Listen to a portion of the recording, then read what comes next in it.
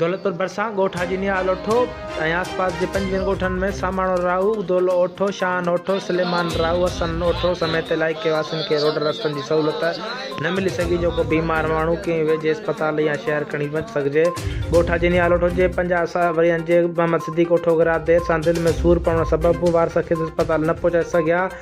ऐं हू फोत थी वियो, लेकिन संदसि मैयत क़ब्रिस्तान जेको ॻोठ खां 5 किलोमीटर परे हुअण ऐं रस्ते ते शाख खे पकी मोरी न हुअण सबबि लाश क़ब्रिस्तान ताईं पहुचाइण लाइ वारस वॾी मुसीबत पैदा थी वई, जंहिं सबबि ॻोठाणनि लाश रखी सरापा एहतिजाज बणिजी विया। मुज़म्मिल लांघा दौलतपुर।